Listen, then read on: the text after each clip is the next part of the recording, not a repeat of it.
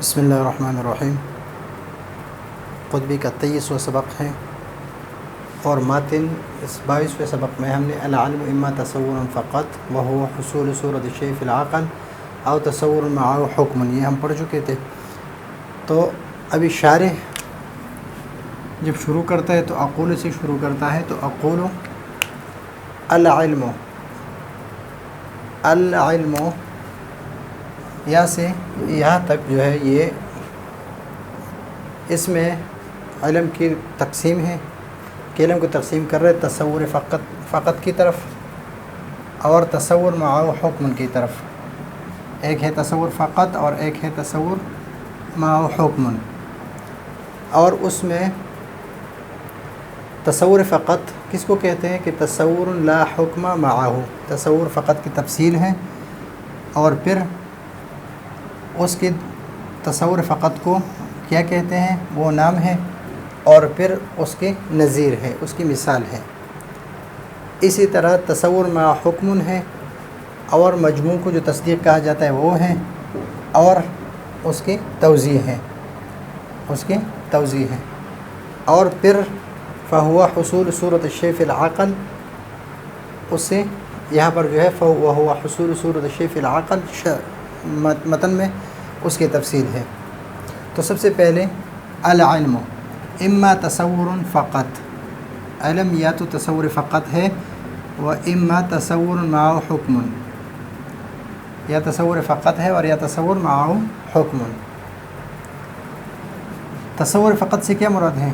تفسیر کر رہے ہیں اس کی تصور لا حکم معه، تصور ایک ہے ہمارے پاس تصور مطلق تصور،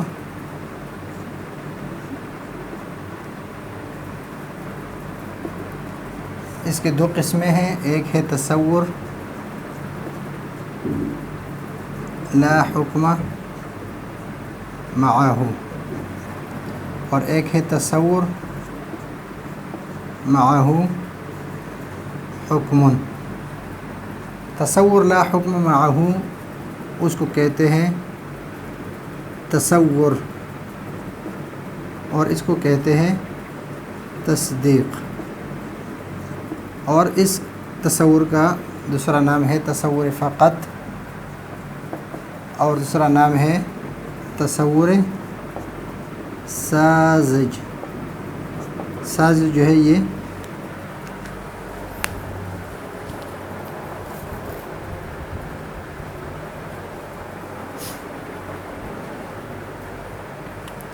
تصور ساذج۔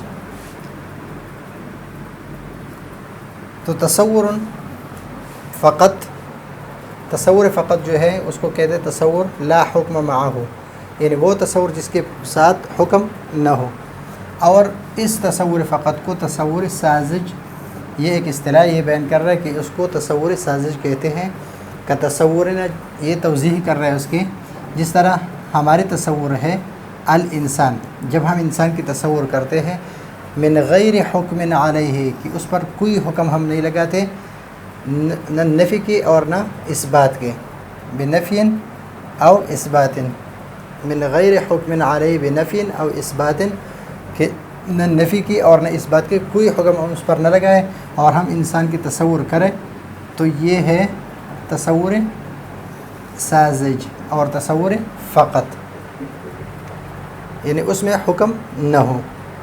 تصور جو ہے یہ ایک ہے کہ بالکل مفرد ہو، جس طرح زید، یا زیادہ ہو لیکن زید، عامر، بکر، لیکن ان کے درمیان نسبت نہ ہو، نسبت ہو لیکن تقییدی ہو، یعنی موصوف صفت ہو، زید العالم، عالم زید، یا اضافی ہو، غلام زید، یا عددی ہو، 11،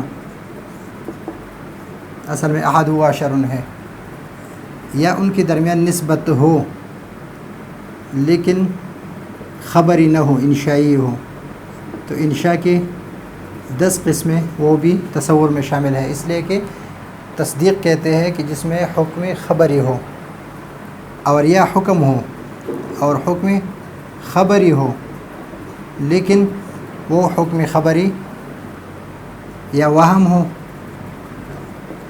یا خیال ہو اور یا شک ہو، تو یہ تینوں یہ بھی تصور کی قسمیں ہیں۔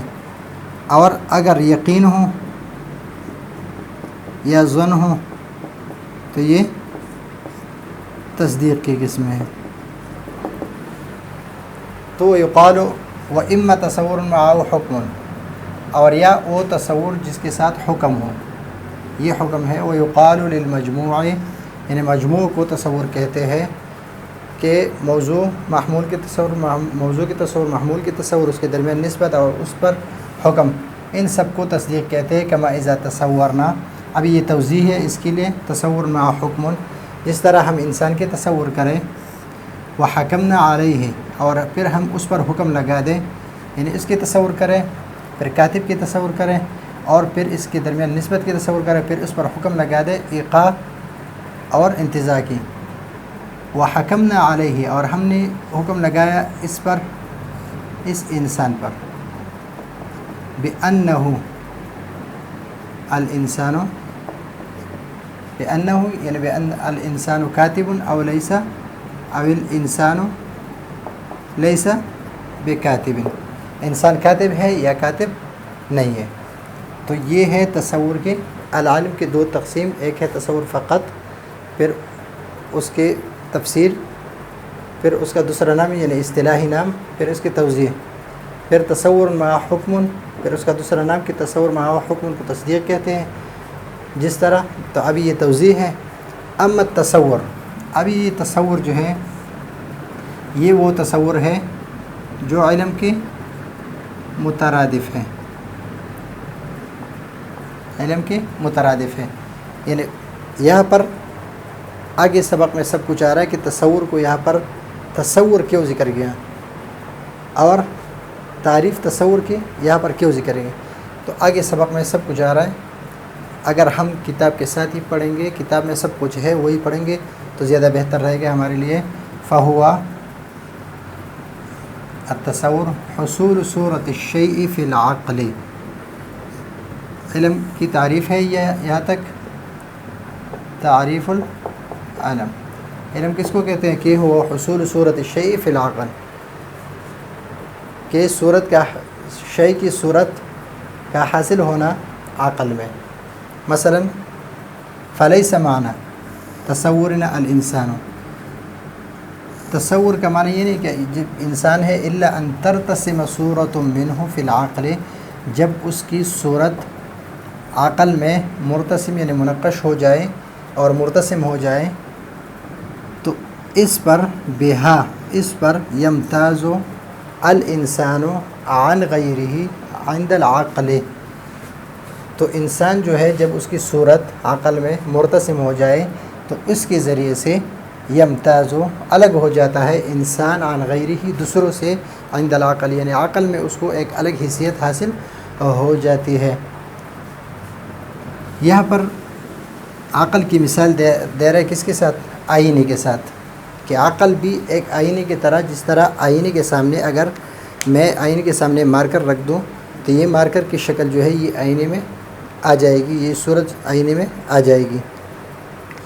لیکن عقل میں اور آئینے میں فرق آگے بیان کرتے ہیں۔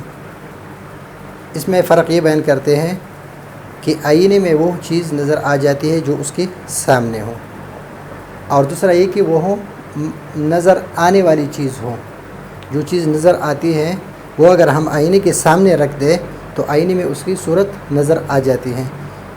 مثلا مارکر ہے تو یہ ایک تو نظر آ رہی ہے اور ایک ہم نے بالکل آئینے کے سامنے رکھ دی۔ لیکن عقل جو ہے، عقل وہ چیزیں نہیں کہ جو صرف نظر آ رہے ہیں، بلکہ جو ہم کانوں سے سنتے ہیں، جو ہم زبان سے چکھتے ہیں، ناک سے ہم سونگھ سکتے ہیں، ان سب کے، یہ سب جو ہے یہ محسوسات ہوں یا معقولات ہوں، یہ سارے اس میں منقش ہو جاتے ہیں عقل میں اور اس میں موازات کا ہونا شرط نہیں ہے کہ وہ اس کے سامنے ہو تو نظر اس میں اس کی صورت آ جاتی ہے، اور اگر سامنے نہ ہو تو صورت نہیں آ جاتی. اس طرح نہیں ہے آئینے کی طرح. آئینے کے لیے دو شرط ہے، ایک یہ کہ وہ چیز جو آئینے میں اس کی صورت نظر آئی ہے وہ نظر آنے والی چیز ہو، اور ایک موازات میں ہو، بالکل سامنے ہو تو نظر آئے گی، اگر سائڈ پہ ہو تو نظر نہیں آئے گی. تو اس طرح عقل جو ہے، عقل میں وہ چیزیں چاہے موازات میں ہو یا موازات میں نہ ہو، دیکھنے والی چیزیں ہوں، سونگھنے والے ہو، سننے والے ہو یا چکھنے والے ہو، جو بھی چیزیں ہوں سب کی صورتیں منقش ہو جاتی ہیں عقل میں. تو دونوں میں فرق کو بیان کر دیا. کما تثبت، جس طرح ثبت ہو جاتا ہے صورت الشیء، شیء کی صورت فی المرآت، آئینے میں، آئینے میں. الا، یہ وہ فرق بیان کر رہے ہیں اس میں. الا ان المرآت، مرآت جو ہے آئینے میں، لا تثبت فیہا، اس فیہا کی ضمیر، ہا ضمیر جو ہے یہ راجع ہے کس کی طرف؟ مرآت کی طرف. لا تثبت الا لا تثبت فیہا الا مثل المحسوسات، مثل المحسوسات، صرف محسوسات، جو محسوس چیزیں، محسوسات سے مطلب یہ ہے کہ جو نظر آنے والی چیزیں ہیں. والنفس،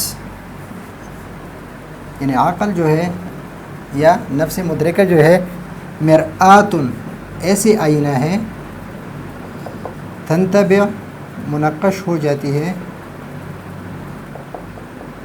فیہا، یعنی اس مرآت میں جو عقل ہے، مثل المعقولات والمحسوسات، چاہے وہ معقولات سے ہو یا محسوسات سے ہو، نظر آنے والی چیزیں ہو یا نظر آنے والی نہ ہوں. فقولہ، تو اس کا یہ قول، فقولہ قول ماتن ہے، ہوا حصول صورت الشیء فی العقل، یہ حصول صورت الشیء فی العقل، یہ اشارہ ہے کس کی طرف؟ الی تعریف مطلق التصور، مطلق التصور جو مرادف ہے کس کی طرف؟ جو علم کی مرادف ہے. دون التصور الفقط، جس کو ہم تصور ساذج کہتے ہیں، اور جو مقابل ہے کس کی؟ تصدیق کے، جو تصدیق کے مقابل ہے، یہ اس کی تعریف نہیں ہے بلکہ کس کی تعریف ہے؟